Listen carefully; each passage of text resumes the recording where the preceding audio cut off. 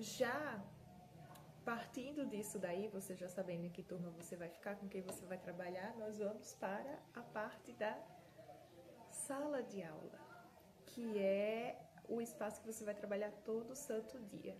E aí é importante que você saiba, você compreenda já que tipo de professor você é. Qual a sua concepção pedagógica? O que é que você vai trabalhar com seus alunos? Porque a partir disso você vai montar, você vai estruturar os cantinhos da sua sala. Principalmente para a primeira semana, que é primeiro mês, vamos colocar assim, né? Que é a adaptação. Eu estou falando mais no âmbito da educação infantil, mas também serve para outras turmas. Só que, logicamente, com várias diferenciações, mas a adaptação ela vai existir. Inclusive, é nessa fase que você vai fazer o diagnóstico dos seus alunos, que isso serve tanto para a educação infantil, quanto para ensino fundamental, quanto para ensino médio, isso é essencial, não tem como fugir. Diagnóstico da turma é uma coisa que tem que existir, gente. Tem que existir. Você tem que saber com que turma você está trabalhando. Nenhuma turma é igual. Absolutamente. Que a partir daí você vai conseguir se planejar. Você vai fazer uma análise da sua turma e você vai ver quais são os pontos fracos e os pontos fortes deles, né? Para poder trabalhar nos pontos fracos e utilizar os fortes para ajudar nesses pontos fracos também. Então, a organização da sala, levando para o âmbito da educação infantil, uma coisa que nós fazemos e é essencial, é a identificação do material. E isso é o primordial. Se tivesse que dar uma dica assim, ó, é meu primeiro dia na sala, o que eu tenho que fazer? Pegar todo o material que chega, porque o primeiro dia é exatamente assim. Os pais vão enviar tudo que foi pedido na lista de materiais. Então, geralmente eu faço uma lista com tudo o que foi pedido e lá vai ter o espaço para você colocar o nomezinho da criança. Coloca o nome da criança e faz um checklist com tudo que foi pedido para saber se ela trouxe tudo aquilo ali. Porque depois você vai enviar um bilhete para os pais dizendo, olha, faltou isso, isso e isso. Estamos aguardando que nos envie.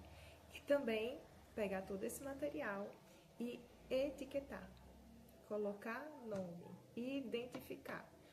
Geralmente, nós fazemos etiquetas no Canva. O Canva é um aplicativo muito bom também, muito, muito bom, que todo professor utiliza, tenho certeza. Quem não está utilizando ainda vai acabar utilizando. Mas nós, já sabendo quais são os nossos alunos, já com o nomezinho deles todos lá, nós vamos lá no Canva, fazemos uma etiqueta bonitinha e colocamos nos armários para ter o espaço das mochilas de cada um. E isso em locais que permitem que isso seja realizado, né? Mas acredito que na maioria sim. Então, etiquetar com os nomezinhos deles, porque no decorrer do ano, isso já vai criando a rotina, já vai dando para eles a percepção da identidade, né? Esse aqui sou eu, esse aqui é meu nome. Isso aí já é outro assunto, eu estou tentando, já estou entrando em áreas que eu não deveria entrar ainda. Mas enfim, etiquetar tudo, identificar tudo, porque são muitas crianças, são muitos pertences e você vai acabar se perdendo. Isso geralmente, quem fica com essa responsabilidade, vamos dizer assim, é a professora da manhã, uma turma integral. Ela que vai receber todo o material. Então, ela já tem que estar ciente de que ela vai ter que fazer aquilo ali.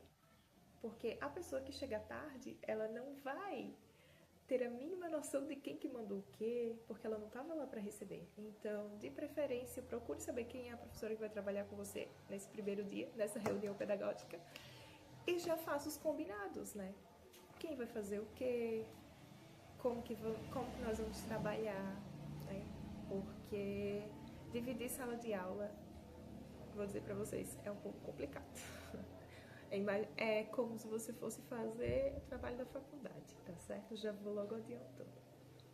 Tem pessoas, tem profissionais e tem profissionais. Então, não deixem de etiquetar, não deixem de identificar nada. E a organização da sala vai depender, como eu disse, de que profissional você é, no que você acredita, qual a sua metodologia, que tipo de atividades você vai criar, você vai fazer com seus alunos nessa primeira semana, na semana de adaptação, o que é que você vai precisar, faz uma lista do que é necessário. E eu não vou entrar em tipos de atividade nem nada disso, porque não é o foco agora, né? Isso também vai muito da criatividade do professor e, como que eu falei, da concepção que ele tem sobre aprendizagem, sobre o que é fazer a criança se sentir acolhida. Temos, obviamente, de acordo com a psicologia, uma unanimidade em relação à afetividade, né? A criança tem que se sentir acolhida, ela tem que, nessa primeira semana, ela tem que criar vínculo com o professor, não só com o professor, mas com todos os profissionais da educação, que no caso toda a comunidade escolar, que é diretor, que é vice-diretora, professor, auxiliar, as pessoas da cozinha, as pessoas da limpeza, ela tem que se sentir acolhida nesse ambiente. Então pense nisso quando for fazer a sua, principalmente a primeira semana, né, de acolhimento. Outra coisa uma pasta para documentos importantes, porque você vai acabar recebendo esses documentos no dia da reunião pedagógica. Você sempre vai acabar recebendo o regulamento da escola, você vai receber, no caso, uma das minhas escolas, ela trabalha com projetos prontos, então a gente já recebe o modelinho dos projetos e é bom para você estar sempre com eles ali quando for montar o seu, sempre à mão, para saber, né, do que se trata, porque isso por experiência própria, você vai recebendo essas coisas, vai recebendo e aí você acaba se perdendo. Quando chega na hora de fazer o projeto, você não sabe mais o que era para fazer e não tem mais aquilo, não tem mais isso, aquela informação passou, porque, gente, é muita informação, é muita informação, não é brincadeira, você acaba se perdendo. Outra coisa primordial, você ter o seu diário de classe. O diário de classe que a gente fala é a chamada, certo? A chamada. Geralmente, nós trabalhamos com os dois tipos, que é a física e a virtual. E nesse diário, você vai colocar exatamente o dia que a criança chegou, se ela foi para outra turma no decorrer do tempo, né, no decorrer do ano, ela estava muito avançada para a turma que ela está, então teve que ir para outra. Tudo o que acontecer com a criança, todo qualquer detalhe, você coloca lá. Tanto que eu estou pensando em remodelar essa ideia do diário. Eu vou criar um diário para mim que eu vou colocar todas as anotações, tudo. Já vou deixar tudo certinho, tudo impresso, todos os meses do ano, porque a gente já recebe o diário físico quase na metade, quando as turmas já estão totalmente formadas, para não ficar aquele aluno faltando e para ficar com uma estética bonita, vamos dizer assim, eles só entregam pra gente a frequência muito tempo depois. Então, aqueles primeiros dias ali, se você não tiver se organizado, você não vai saber quem veio, quem não veio, o que aconteceu, que dia exatamente a criança entrou. Então, se você tiver um diário de classe, se você fizer um diário de classe, que é o que eu vou fazer, isso não vai ser mais problema. Então, inclusive, é um documento onde você pode colocar o comportamento da criança naquele dia, mas isso aí eu ainda tô, como é que eu vou dizer, ainda tô arquitetando, porque também pretendo fazer uma coisa diferente para ter auxílio das pessoas que trabalham comigo, por exemplo, as auxiliares, né? Mas, enfim, em relação ao diário, você faz pode pegar no Pinterest também, um quadrinho com os dias da semana, do mês, e colocar o nome das crianças, ou você mesmo pode criar no Canva, ou até mesmo eu posso criar e posso disponibilizar para vocês depois. E já tenha eles os 12, desde o início do ano até o final, certo? No caso, uma escola começa a trabalhar no dia 27 de janeiro, então por isso que eu falei dos 12. E lá, também nesta pasta que eu falei que é importante, você começa a colocar os atestados das crianças, que também é importante. Inclusive tem um aplicativo muito bom que acredito que eu posso usar para isso. Como eu falei, ainda estou me organizando, né? São minhas ideias, meus pensamentos, que você consegue escanear aquele documento. Então, você pode fazer uma pastinha virtual para não precisar fazer cópia daquele atestado, porque são duas professoras. No caso, fica na sala, mas caso você esteja em casa, você está lá fazendo sua chamada física, que eu não recomendo trabalhar em casa, tá bom? Isso é só uma... Tem pessoas que fazem isso. Mas eu pretendo que vocês comecem a criar o hábito, quem já tem isso de trabalhar em casa, de trabalhar na escola. Eu sei que às vezes é impossível, porque, acreditem ou não, existe professor que não tem hora atividade. Mas para o professor que tem hora atividade, você tem que fazer o seu trabalho na hora atividade. Porque levar trabalho para casa não é nada legal, não é nada interessante. Então, sobre a chamada, é um documento super importante, você precisa entregar esse documento, no caso, em uma escola eu entrego no final do ano e em outra eu entrego por semestre. Então, às vezes eu vejo muita gente fazendo aquela correria porque precisa, que data é? Pode me passar teu diário para eu ver o que aconteceu, sendo que no calendário que você recebe já tem todas as datas. As datas das formações, quando vai ter aula, quando não vai ter aula. Então, desde o primeiro dia que você recebe o calendário, você já pode organizar a sua chamada. Gente, a palavra do ano vai ser organização. A organização que vai te levar longe, a organização que vai te dar tempo. A organização que vai deixar a sua cabeça limpa e fresca, porque quando você não se organiza, você fica com muitos pensamentos circulares na cabeça.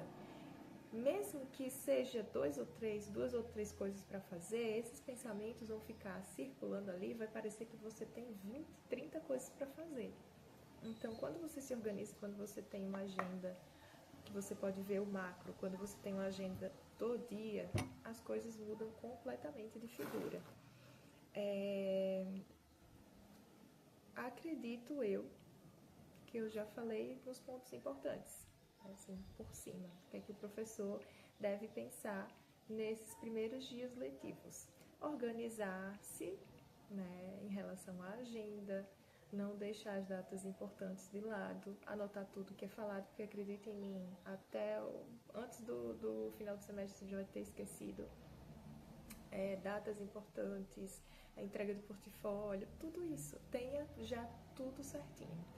Em relação à organização da sala, fazer a identificação de todos os pertences da criança, pensar em como você vai organizar aquele ambiente para receber elas e para trabalhar de acordo também com a sua concepção pedagógica, ter uma pasta para documentos importantes, criar um diário, um caderno da sala, onde desde o primeiro dia vocês vão anotar o que acontece naquela sala.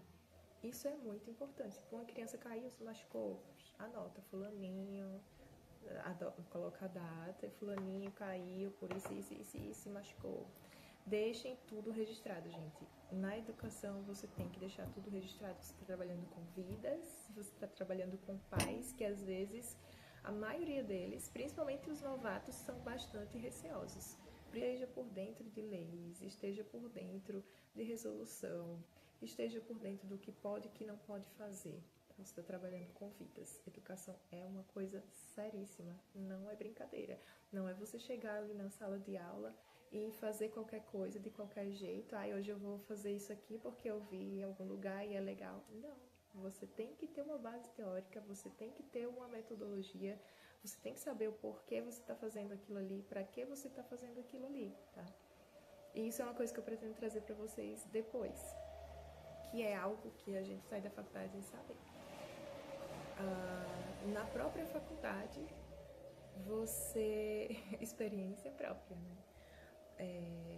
Eu fiz o curso de Pedagogia na Universidade Federal do Rio Grande do Norte e no final do primeiro semestre, todo mundo se perguntava: e quando é que eu vou começar a dar aula? Quando é que eu vou começar a ensinar a gente a dar aula? As pessoas não sabem dar. As pessoas saem da faculdade sem saber como é fazer elas sabem fazer o planejamento, mas elas não sabem usar todo o arcabouço que foi trabalhado na universidade para formar o seu perfil do professor. Então, muitas vezes ficam perdidos porque eles querem o passo a passo de uma aula e não é assim que funciona, né, gente? Não é assim que funciona. E eu pretendo mostrar isso para vocês mais pra frente. E também, quando começar as aulas, quando eu começar essa organização, eu vou fazer uns vlogs também para mostrar, tá bom? Então, me contem vocês, como é que vocês se preparam, os já experientes, como é que vocês se preparam para esses primeiros dias. Para quem nunca pisou no chão da sala de aula, deixa aí nos comentários também quais são as suas inseguranças em relação a isso.